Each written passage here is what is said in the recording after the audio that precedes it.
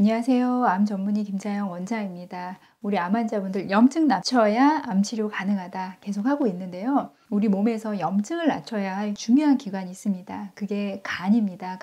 간의 염증을 또 따로 낮추기 위해서 우리가 노력해야 되는데, 핵심은요, 담즙, 간에서 만들어지는 담즙이 대변으로 많이 나가게 하면 할수록 간의 염증이 낮아지고 쌓여있는 나쁜 물질들이 빠져나가게 된다. 그런데 담즙을 대변으로 많이 나가게 할 수 있는 유일한 물질, 음식, 그것은 섬유소입니다. 섬유소. 결국은 간의 염증을 낮추려면 섬유소를 많이 드셔야 되는데, 섬유소는 어디에 많이 들어있냐면 채소, 과일, 해조류, 통곡물, 이 네 가지죠. 그래서 우리가 매일매일 하루 식단에서 꼭 들어가야 할 네 가지. 밥은 통곡물로 먹을 수만 있다면 통곡물로, 현미로 가는 거고, 갖가지 채소, 그 다음에 과일, 특히 사과 껍데기나 바나나에도 많이 들어있거든요. 그리고 해조류, 그 끈적끈적한 해조류 안에 들어있는 그 섬유소들이 담즙을 가지고 대변으로 배출이 됩니다. 그렇기 때문에 간의 염증을 낮추기 위해서 중요한 건, 여러분이 꼭 기억해야 되는 건 지금 한 가지, 섬유소.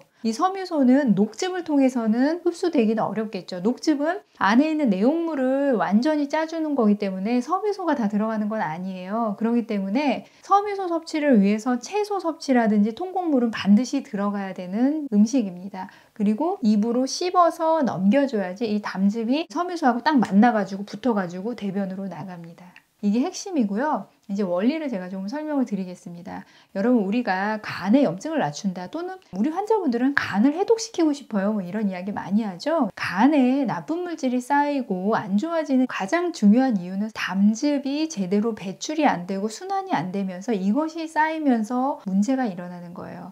간이 하는 일이 여러 가지 해독작용이잖아요. 우리가 먹는 약들, 음식들, 많은 것들이 간에서 분해가 일어나고 해독이 되고, 그 다음에 나머지 마지막 부산물이 간에서 그 담즙을 통해서, 대변을 통해 배출이 되는 거거든요.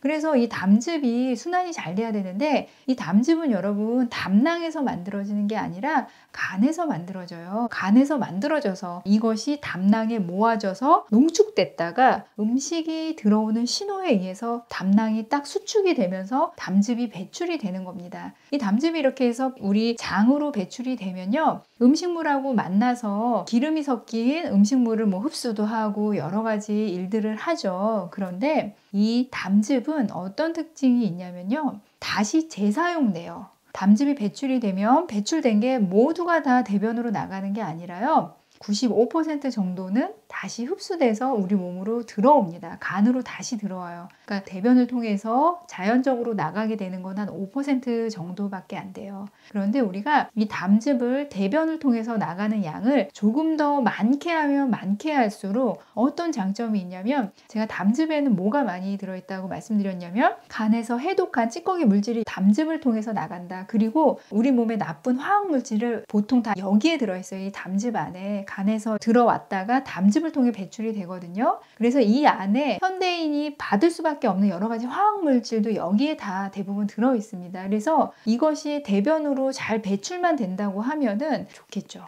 우리 몸에 계속 독이 쌓이지 않고 배출되는 시스템을 조금 더 원활하게 해주는 거기 때문에 대변으로 많이 배출되게 해야 돼요. 근데 제가 뭐라고 그랬냐면, 소장에서 95% 정도 흡수가 돼버리기 때문에 이것이 흡수가 좀 덜 되고 내보내지려면 어떤 일이 일어나면 되냐면, 섬유소는 어떤 특징이 있냐면요, 우리 몸에서 흡수되는 영양소가 아니에요. 그래서 이 섬유소가 만약 담즙하고 딱 달라붙잖아요. 그러면 섬유소는 어차피 대변을 통해 배출이 되기 때문에 담즙을 가지고 몸 밖으로 빠져나가게 됩니다. 이 역할을 해야 하기 때문에 우리가 섬유소를 많이 드시면 담즙 배출이 원활해지겠죠. 대변으로 나가는 담즙이 더 많아지니까 그만큼 담즙에 쌓여있는 나쁜 물질들이 섬유소랑 같이 만나서 대변으로 나가게 되겠죠. 그렇기 때문에 우리가 매 끼니마다 정말로 많이 먹으려고 노력해야 되는 게 이 섬유소 음식입니다. 그리고 이 섬유소 음식을 통해서 담즙 배출을 많이 하면 어떤 장점이 또 있냐면요, 여러분 콜레스테롤 낮추려고 노력들 많이 또 하시잖아요. 근데 이 콜레스테롤 대부분 어디에 사용이 되냐면요, 담즙을 만드는 데 사용이 돼요.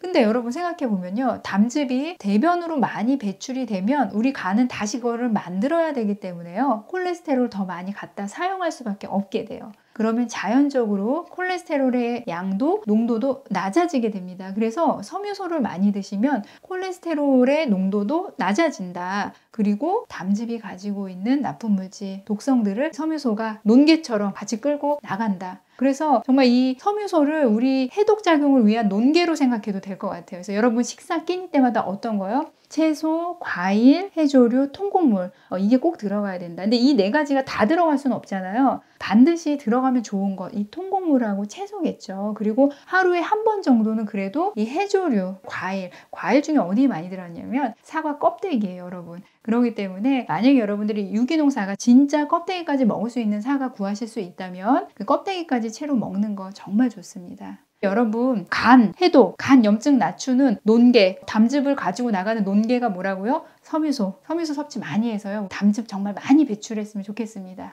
우리 다 같이 해봅시다. 화이팅!